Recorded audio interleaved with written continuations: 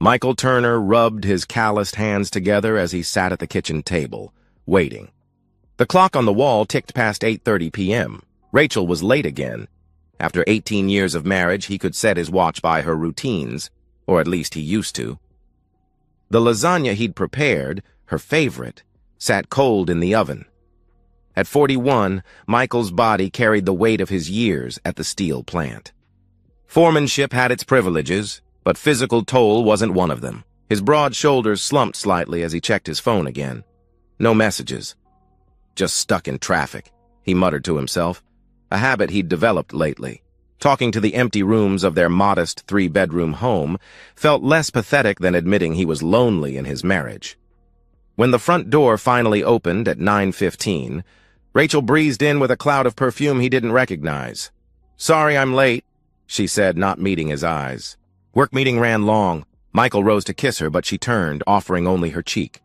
"I need a shower." "Been a long day," she murmured, pulling away. He watched her disappear upstairs, noticing how she clutched her phone. 3 months now since they'd made love. 3 months of excuses, headaches, exhaustion, stress. The intimacy that once came naturally had evaporated, replaced by mechanical interactions that felt more like roommates than lovers. "You're being paranoid," he told himself. Rachel worked hard at the insurance office. Everyone was stressed these days, but dinner that night followed the script of their new normal. Rachel picked at her food while scrolling through her phone. When a text came through, she laughed, a genuine laugh, the kind he hadn't heard directed at him in months, then quickly turned the screen away when he glanced over. "Who's that?" he asked, keeping his tone casual. "Just Karen from work." "You know how she is," she replied too quickly. She never mentioned Karen before. That night, lying beside his wife's sleeping form, Michael stared at the ceiling. The distance between them felt physical, measurable. Just 6 inches of mattress, but it might as well have been miles. The rhythmic sound of her breathing used to comfort him. Now it raised questions that gnawed at his insides. Rachel's phone glowed briefly on the nightstand with an incoming text. Almost midnight. Who messages an insurance agent at midnight? His hand twitched, tempted to reach over to know for certain. Instead, he clenched his fist until his nails bit into his palm. Last week, she'd claimed to be working late 3 times. But when he called her office on the 3rd night, Karen, the real Karen, had said Rachel left at 5. When confronted, Rachel dismissed it as a misunderstanding. She'd been working at a coffee shop near the office. Poor reception. He'd nodded, accepted the lie because the alternative would shatter everything. Michael had sacrificed for this marriage. Passed up a management opportunity in Pittsburgh because Rachel didn't want to leave her family. Worked double shifts to afford the down payment on this house. Built the backyard deck with his own hands because she wanted a place to entertain friends who rarely visited anymore. Now her phone glowed again in the darkness. "What if I'm not imagining this?" he whispered to the darkness.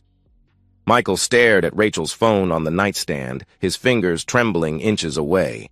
One touch, one swipe, and he'd know. Instead, he pulled back, turned away. "If she's hiding something," he muttered, his jaw tight, "I'll find out the right way." Michael sat in his truck outside Harley Investigations, stomach churning with acid. 3 days of internal debate had led him here to this nondescript office with its faded blinds and discreet signage. He checked his watch. 7:30 a.m. His shift didn't start until noon. No one would miss him. Inside, Jim Harley's handshake was firm, his eyes devoid of judgment. The office smelled of coffee and paper. "I never thought I'd be doing this," Michael said, hating how his voice cracked. "No one ever does," Harley responded with a knowing nod. "But sometimes you need peace of mind." The words peace of mind lingered as Michael wrote the check for the retainer fee. $2,000, nearly a month's savings, for what he prayed would be evidence of his paranoia. Harley promised updates within days. The first report came faster than expected. Just 48 hours later, Michael sat in his truck during lunch break, staring at an email attachment.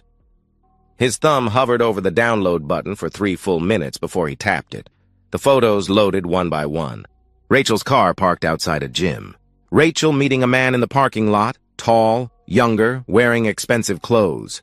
Nothing definitive, but enough to twist the knife deeper. 3 days later, Harley delivered the killing blow in person. "I'm sorry," he said, sliding a manila envelope across his desk. "There's video, too." Michael's hands trembled as he examined the contents.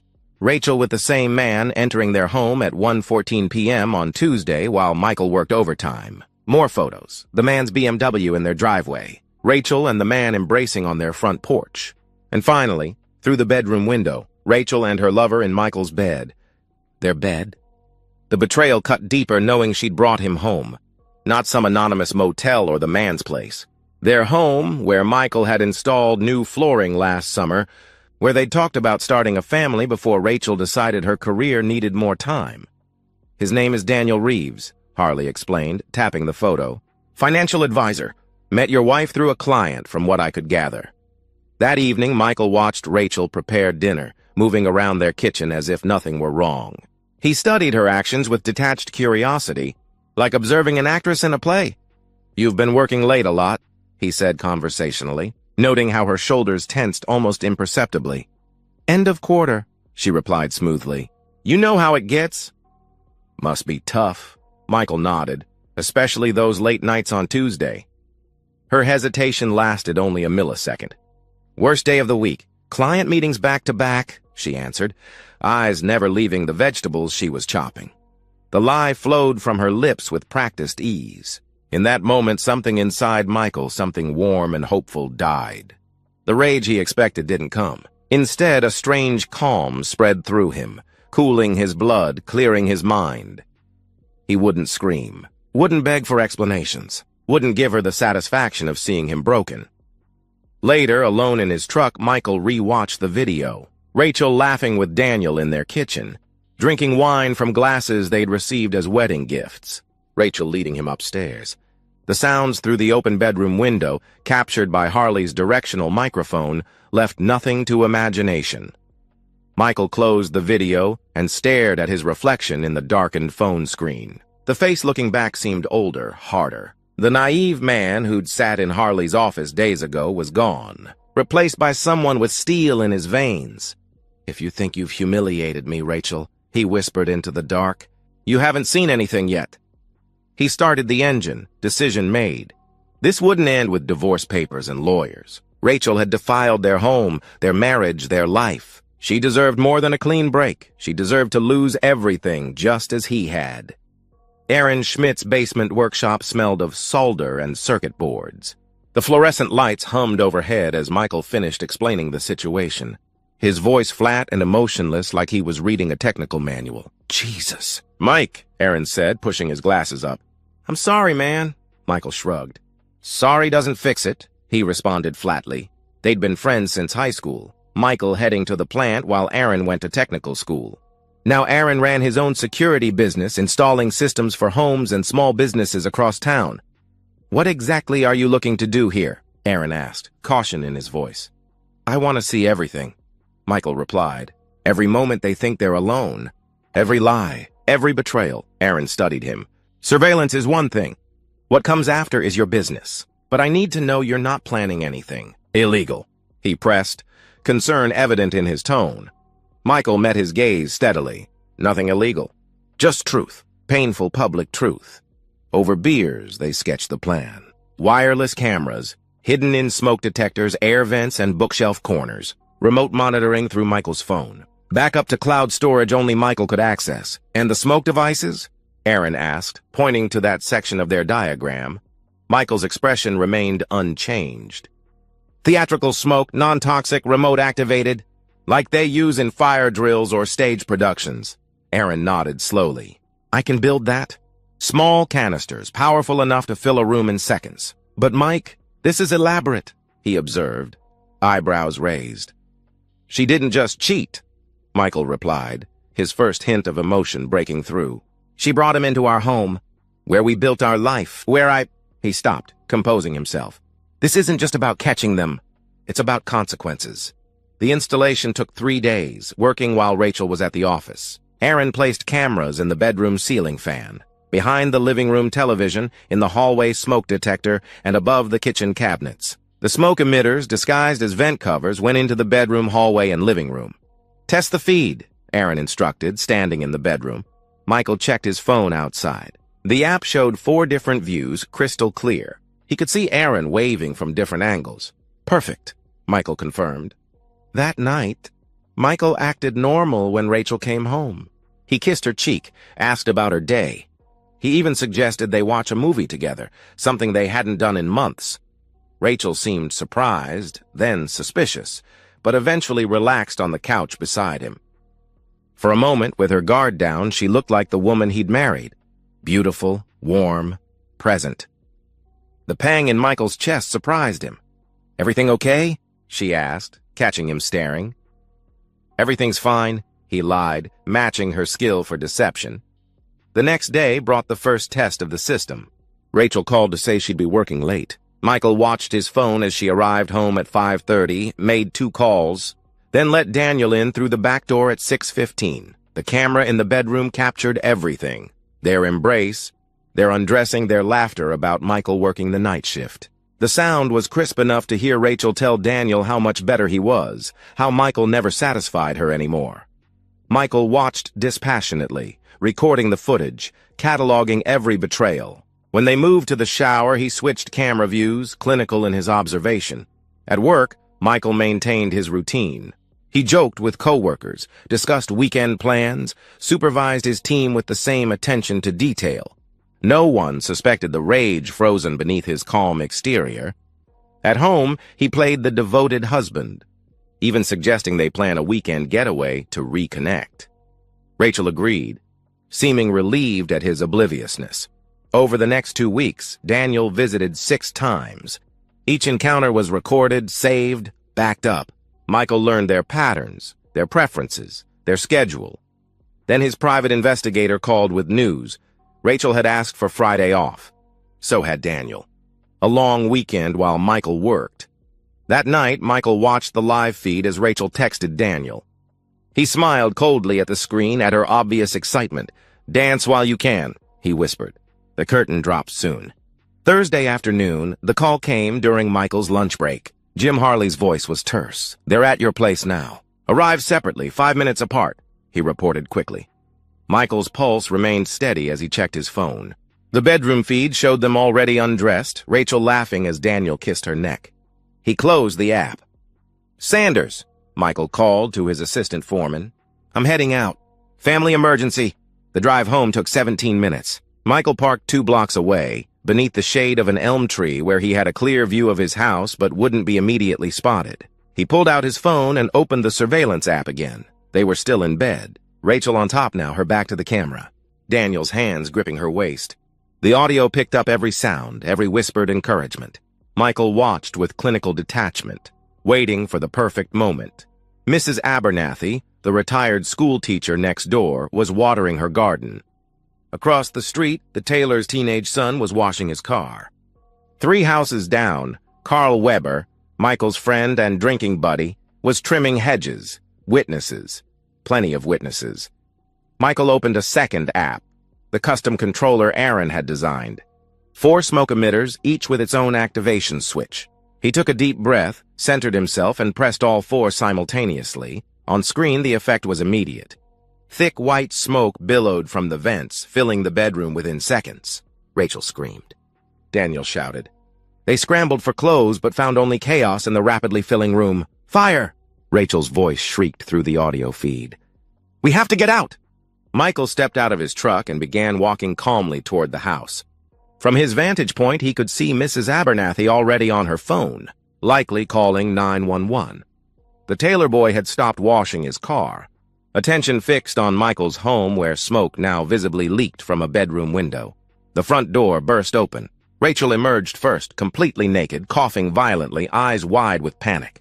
Daniel followed seconds later, a pillow clutched inadequately over his groin, his expression pure terror. For 3 crucial seconds, they stood exposed on the front lawn, disoriented by fresh air and adrenaline. Then awareness dawned, the realization that there were no flames, just smoke, and they were standing naked in broad daylight. Rachel saw Mrs. Abernathy first, the old woman's mouth open in shock. Then the tailor boy, already holding up his phone, recording. By then, neighbors from 3 houses down were emerging, drawn by the commotion, and then she saw Michael, walking slowly up the sidewalk, his expression perfectly, terribly calm. "Michael!" Her voice cracked with horror. "Fire department's on their way," he said loudly enough for everyone to hear. Seems there was a lot of smoke, but no actual fire. Interesting. Daniel tried to back toward the house, but Carl Weber and another neighbor moved to block his path. "That's him, right?" Carl asked Michael, grabbing Daniel's arm. "The one you told me about?" Michael nodded, his eyes never leaving Rachel's face. "That's him," he confirmed coldly. Daniel struggled as Carl and the other neighbor roughed him up, knocking away the pillow, leaving him exposed to the growing crowd and their camera phones. "You can't do this!" Daniel sputtered, blood trickling from his lip. "I didn't do anything," Michael replied calmly. "You did this. Both of you." Rachel had fallen to her knees, trying to cover herself, tears streaming down her face. "Please, Michael," she begged. "Please stop this." He crouched beside her, his voice low but carrying in the hush that had fallen over the spectators. "You thought you'd humiliate me in my own home," he said. "Now the whole town sees you for what you are." The fire truck arrived 5 minutes later, followed by a police cruiser. By then, Michael had retrieved a blanket from Mrs. Abernathy for Rachel, his actions appearing compassionate to observers. Daniel had managed to grab his pants from inside but remained shirtless, handcuffed for disturbing the peace after taking a swing at Carl. The fire captain quickly determined there was no fire, just a triggered smoke system. Michael explained he'd installed it recently after a small kitchen fire scare. "Lucky timing," the captain remarked, eyeing Michael suspiciously. "Very lucky," Michael agreed with a solemn nod.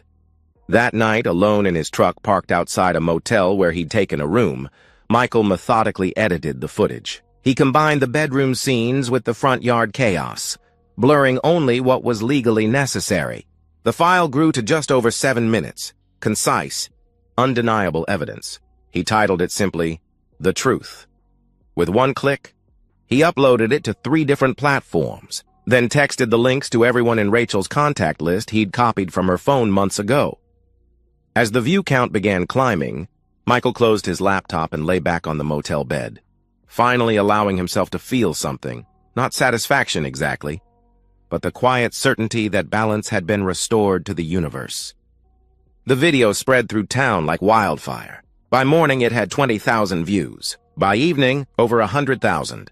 Local news couldn't report it directly, but vague references to an incident involving public indecency filled the airwaves, driving more curious viewers to search online. Michael returned home the next day to find Rachel gone, her essential belongings taken. A single note on the kitchen counter read, "How could you?" He crumpled it without response.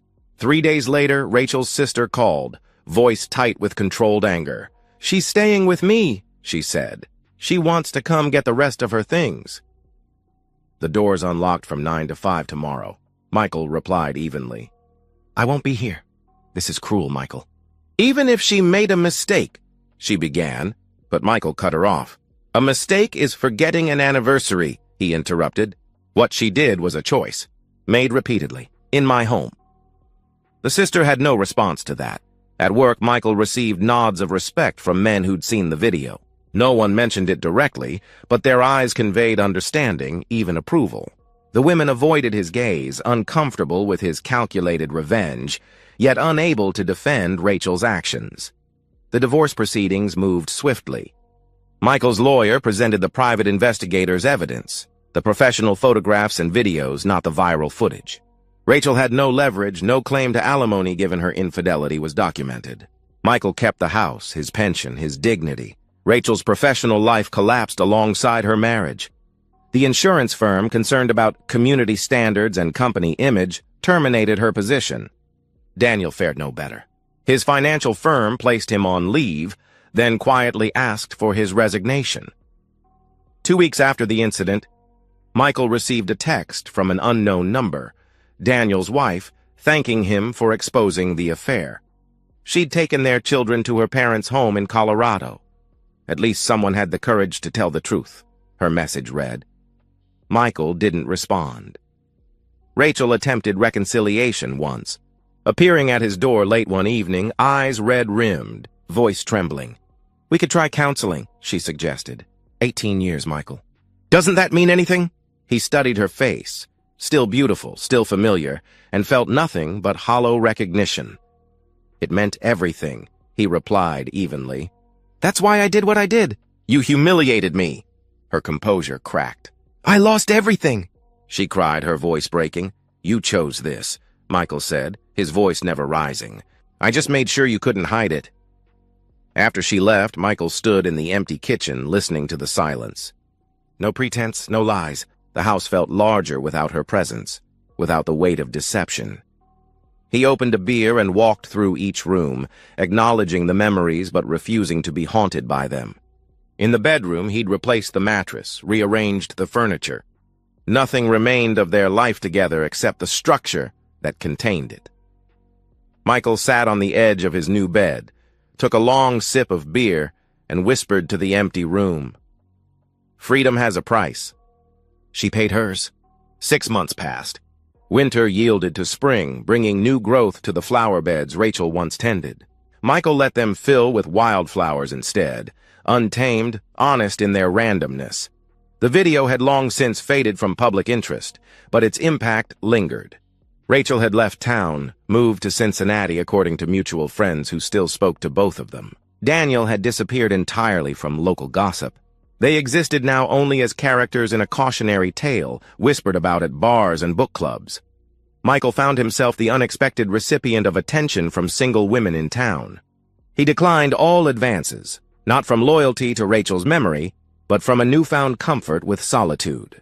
The silence in his home no longer felt like absence. It was presence, peace, possibility. Tonight he sat on his back deck, the one he'd built with his own hands, watching stars appear in the darkening sky. A beer rested beside him, half-finished and forgotten as he contemplated the past year. The revenge hadn't healed him, not completely. The scar remained, a hard ridge across his heart, but it had restored balance to his world. Rachel had attempted to make him a fool, a punchline to a joke he wasn't meant to hear. Instead, he'd rewritten the ending. At the plant, they'd promoted him to senior foreman. His focus, his calm under pressure, qualities forged in betrayal's fire, had impressed management. Life moved forward, one solid step after another. Sometimes he wondered if he'd gone too far, if public humiliation exceeded the crime of private betrayal. But then he'd remember Rachel in their bed with Daniel, laughing at his ignorance, and the doubt would vanish. People say revenge is hollow, Michael said to the night sky. Maybe they're right. But when she chose deceit, she burned the bridge. All I did was light it up so everyone could see. He finished his beer in one long swallow, and I don't regret a single flame. And so, we've reached the end of today's story. Was it what you expected, or did it take a twist you didn't see coming? I'm curious to hear your thoughts. Share them in the comments below, and let's get a conversation going. If this story kept you hooked, make sure to hit that like button. And if you're new here or just haven't subscribed yet, now's the perfect time to join our community. I bring you fresh, captivating stories every day, so click that subscribe button and turn on notifications so you never miss out. Thanks for watching, and I'll see you in the next one.